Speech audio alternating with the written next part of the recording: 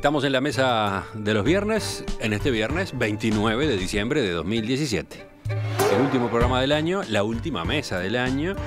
Una mesa rara en la que estamos mirando hacia atrás y hacia adelante, pero con enfoques que no son los más trillados, ¿no? Ahora tratemos de mirar adelante, pero sobre todo al corto plazo, a este que viene, ¿no? Se toman vacaciones, tienen planes, son de los que aprovechan el tiempo libre para leer, para conocer nuevos lugares. ¿Qué sugerencias pueden hacer en ese sentido a los oyentes? O al revés, ¿qué sugerencias negativas, ya que pasaron por alguna mala experiencia y les parece que conviene trasladar? No, yo, en materia de lectura, para seguir un poco la línea que proponía Ana, hay un libro que se acaba de editar, que es del doctor Washington Bado, que se llama De abogados, jueces y juicios, que son 12 juicios de la humanidad que van desde el juicio a Jesús, que Washington Toto Bado, porque es un gran amigo y un hombre que lo respeto muchísimo intelectualmente. Integró vos estabas, igual que yo, estábamos en el círculo de los abogados de banco, ¿no? En su momento. Sí, yo mirá que parezco, también. Yo tengo 59 años. Sí. Cumplo 60 ahora en marzo, pero hice toda la carrera trabajando en un banco privado, entonces, sí. Y a Washington Bado lo conozco de la época él fue prosecretario de la Intendencia de Montevideo hace ya muchos años.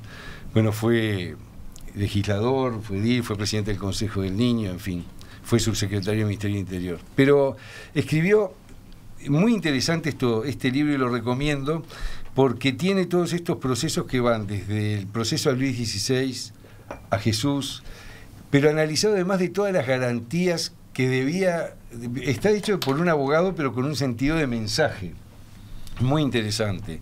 Y está analizado, por ejemplo, el juicio a Jesús, donde se violaron los procesos que el derecho romano tenía para juzgarlo, donde sus abogados no apelaron la sentencia, en fin. Y también el juicio a Robespierre, a Luis XVI, a Hemingway, en fin, son ¿A Hemingway cuál?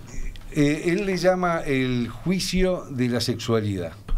No he llegado a ese capítulo porque se publicó hace muy poquitito y me lo regalaron para Navidad. ¿Es solo para abogados el libro? No, justamente, yo creo que, y la Fundación de Cultura Universitaria, que es el que lo editó, yo creo que va a tener que imprimir más, porque no es solo para abogados y tiene datos interesantísimos, sí, producto.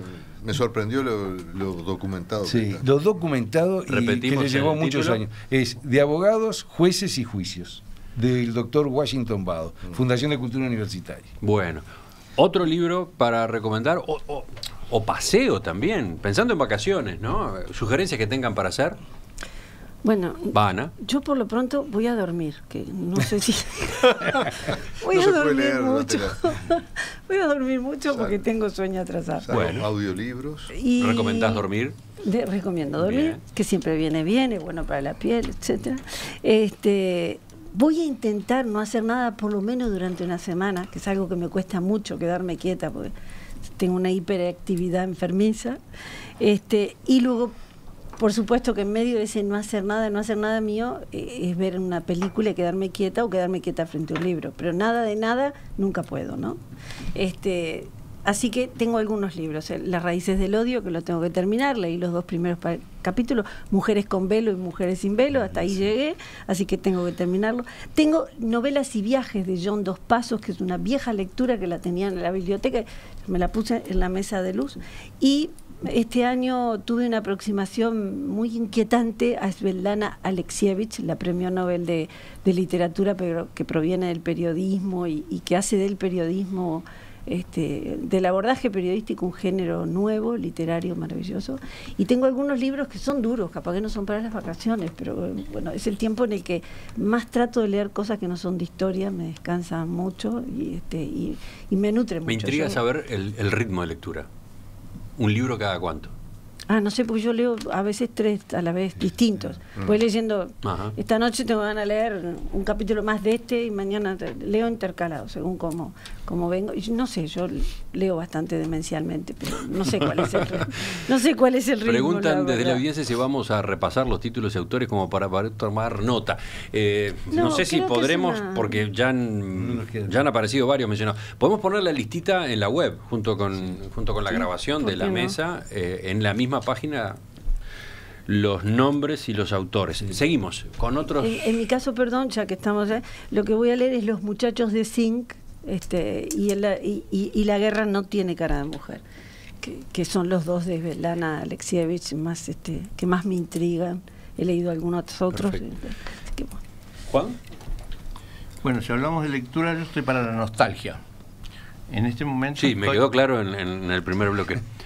Estoy leyendo, en este momento volví a los 60, estoy sesentista, y estoy leyendo de vuelta, creo que por 3ª o 4ª vez, el Cuarteto de Alejandría. Ya voy por la mitad del 2º tomo, y me resulta increíblemente bueno, tal como yo lo recordaba, de modo que eso es nostalgia. Y todavía más nostalgia... Pero contá algo del libro, para el que no lo conozca. El libro son 4 tomos, en que se supone que simulan a la relatividad. Es decir, los 3 primeros tomos cuentan la misma historia desde distintos puntos de vista. Y el 4º tomo cuenta cómo sigue la historia. Es decir, 3 en el espacio y 1 en el tiempo. Entonces a mí, desde el principio dije, esto es un disparate, y entonces lo empecé a leer con bronca, cuando en los años 60, ¿no? Con bronca, diciendo, ¿cómo va a ser esto? Hasta que a la 2ª página me atrapó y no lo tuve que leer todo de corrido. Entonces ahora quería repetir un poco la experiencia, sobre todo porque lo encontré, es decir, lo tenía perdido, pero ordenando la biblioteca, que fue una de las tareas de este año, de fin de año. ¡Ay, qué bien! Hizo algo más, ¿ven? Hizo algo más. Lo lograste. Con ayuda de mi hijo Rafael.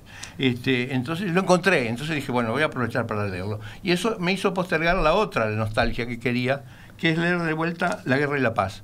Es decir, precisamente hubo una serial inglesa sobre la guerra y la paz que no era bastante fiel, pero era bastante rudimentaria. Entonces yo dije, no, voy a volver a leer nuevamente esta inmensa novela, que es una de las mejores novelas que se han escrito, ¿no? Vieron que todas las lecturas de Juan son de volumen, de volumen importante. A mí me gusta, no un librito de 200 páginas o 300 páginas, ¿no? Sí, 500 páginas como mínimo.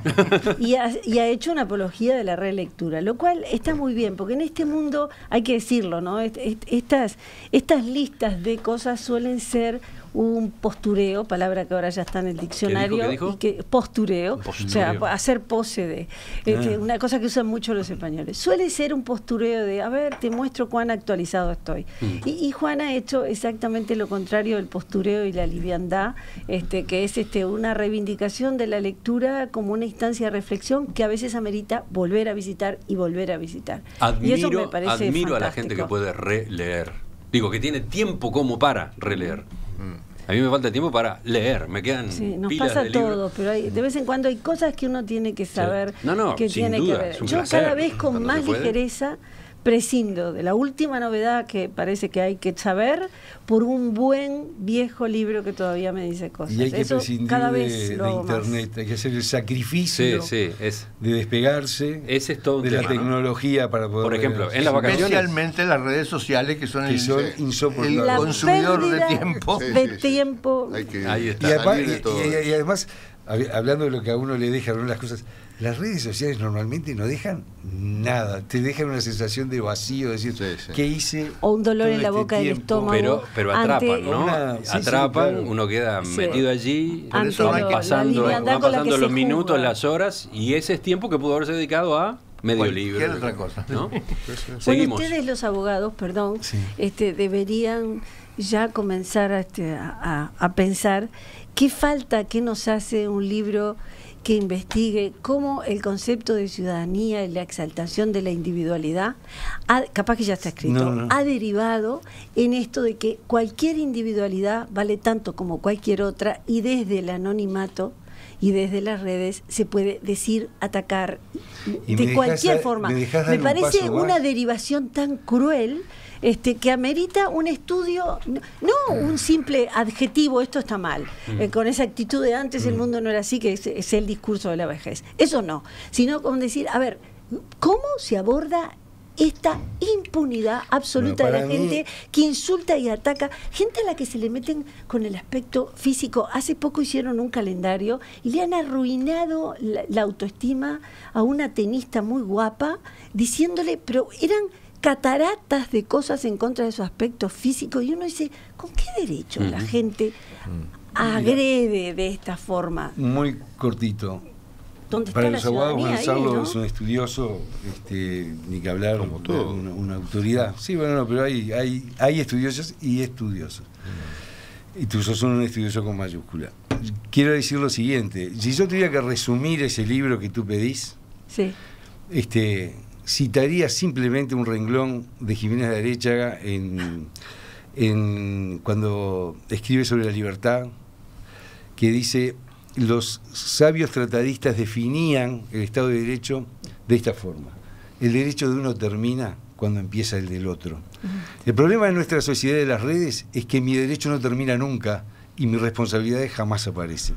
Entonces, una sociedad que no tiene claro que el derecho de uno termina cuando empieza el del otro puede escribir todas las constituciones, los códigos, todas las leyes más lindas, más perfectas, pero difícilmente pueda lograr esa armonía social, que es lo que en definitiva es el fin del derecho, ¿no? Pero estás hablando de la sociedad global en este caso. Sí, estoy hablando no es un problema del Uruguay. No, del Uruguay. Tiene cosas magníficas la sociedad global, pero hay algunas cosas en donde uno dice los viejos criterios de individualidad han tenido una deriva por lo menos preocupante por el tono de agresividad. Sí, creo que es más interesante lo que están hablando ustedes de lo que yo podría contar de lo que estoy leyendo.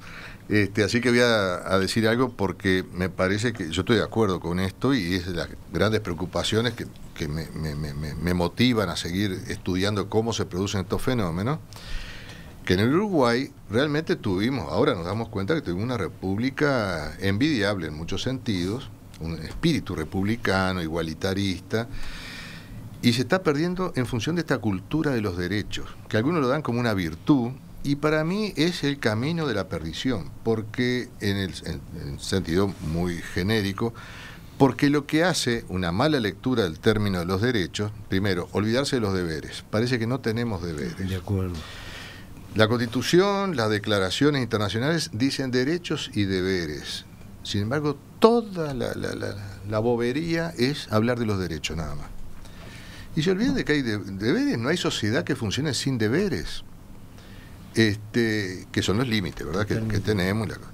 Y en segundo lugar, ya no estamos quedándonos simplemente en leer parapléjicamente el mundo del derecho en términos solamente de derechos y no de deberes, sino que además los derechos están entendidos como deseos. Yo tengo deseo de tal cosa y por lo tanto me lo tienen que reconocer. Bueno, esta es la disolución de la sociedad.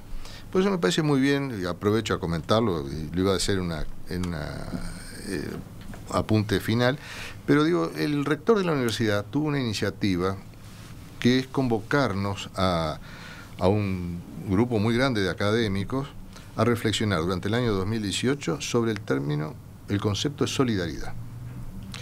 Y me parece que es poner dar vuelta a la flecha para un lado que está olvidado, porque los derechos entendidos, como está entendiéndolo el mainstream, digamos, la corriente avasalladora, que solo ve derechos y derechos, está llevando a un individualismo atroz, a disolución de la idea de ciudadanía como construcción de una república bien entendida, y está generando problemas, está haciendo colapsar todos los sistemas de sustentabilidad que requieren las sociedades. A mí me parece que acá hay un tema grueso para empezar a reflexionar, dejarnos de copiar, y por eso siempre yo digo más del pasado uruguayo.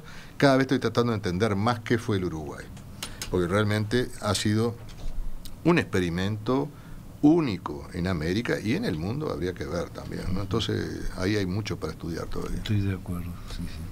Totalmente. Bueno, ya tenemos un libro para escribir. Pero varios.